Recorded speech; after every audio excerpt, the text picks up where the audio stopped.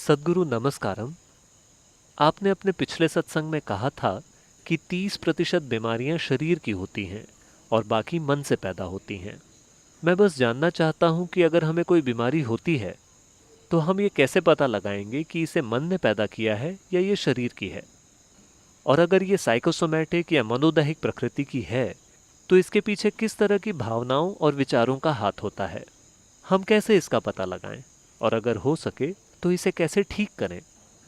धन्यवाद। मान लीजिए कि आपका दायां हाथ अजीब हरकतें करता है, आपको मारता है, आंखों को कोचता है। आपको बीमारी है या नहीं? है ना? निश्चित रूप से है। आपका मन बिल्कुल यही कर रहा है ना? ये जागता है, इधर उधर जाता है, आपको चोट पहुंचाता है, आपको रुलाता है, आपको दुख देता है। आपको बीमारी है या नहीं? अगर आपका हाथ आपको कोंच रहा है, मार रहा है, पीट रहा है, तो निश्चित रूप से आप बीमार हैं, है ना?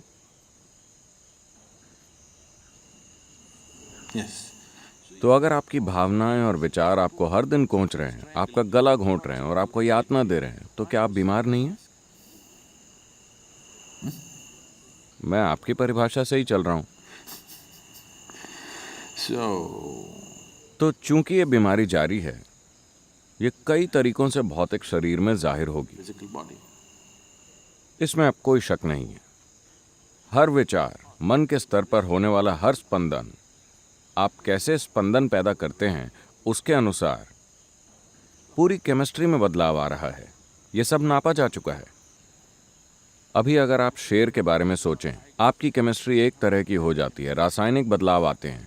आप फूलों के बारे में सोचिए, एक दूसरी तरह का रासायनिक बदलाव होता है। इसे नापा जा चुका है। तो हर विचार के साथ अगर पूरी केमिस्ट्री बदलाव से गुजरती है, अगर आपका मन ऐसी हालत में है, तो आप जानते हैं कि आप किस तरह का सूप तैयार कर रहे हैं। आप एक घटिया सूप हैं।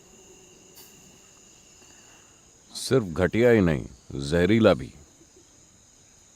अगर आप इस जहरीले सूप में हर दिन डूबे रहते हैं, तो खुशहाली कैसे मिलेगी? ये वैसे नहीं आएगी। इस दुनिया में आज इस चीज पर हमारा इतना ज्यादा नियंत्रण नहीं है कि हम क्या खाते हैं, क्या पीते हैं, क्या सांस में लेते हैं। सब कुछ थोड़ा जहरीला हो गया है। आधुनिक समाज मानने लगे हैं कि बीमारी और विकार एक प्राकृतिक प्रक्रिया है, जो एक गंभीर गलती है। प्राचीन सभ्यताओं ने हमेशा बीमारी को एक गलत चीज की तरह देखा। एक इंसान को ऐसा नहीं होना चाहिए। एक इंसान को बीमारी की किसी भी हालत में नहीं होना चाहिए, क्योंकि बीमारी यानी बुनियादी तौर पर कुछ गलत है। लेकिन आधुनिक समाज मानने लगा है कि यह सामान्य है, क्योंकि ऐसा एक पूरा उद्योग है जो आपकी वजह से फल फूल रहा है। बहुत बड़ा उद्योग। इस धरती पर दूसरा सबसे बड़ा उद्योग है दवाइयों का। अगर इस दुनिया में दवाइयों का उद्योग दूसरा बड़ा उद्योग है, यानी कि घटिया सूप की भरमार है। आपको हर दिन इसमें कुछ ना कुछ डालना होता है ताकि नहीं, अगर आप चाहें तो हम इसे बड़े शानदार सूप में बदल सकते हैं। केमिस्ट्री बहुत शानदार अवस्था में है। आनंदमय होना स्वाभाविक है। अगर आप ऐसा करते हैं तो यकीन कीजिए, धरती से 70% बीमारियां गायब हो जाएंगी। बाकी बची 30% कई बाहरी कारण होते हैं जो हमेशा काबू में नहीं होते। आप उन्हें काबू नहीं कर सकते, सिर्फ कुछ हद तक। तो अगर आप लगातार अपने भीतर बुरी केमिस्ट्री पैदा कर रहे हैं, तो आपके भीतर के जीवन को कैसे पता चलेगा कि आप खुशहाली चाह रहे हैं? कैसे? यह अन्याय है।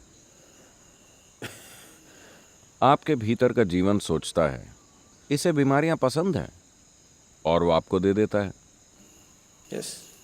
अगर आप अपने सिस्टम को जहरीला बना रहे हैं भीतर से, जिसके लिए ठोस सबूत मौजूद है कि हर विचार और भावना के साथ आपके शरीर की रासायनिक संरचना बदल रही है, अगर आप अपने भीतर जहर पैदा कर रहे हैं और आप अच्छे से जीना चाहते हैं, ये कैसे होगा?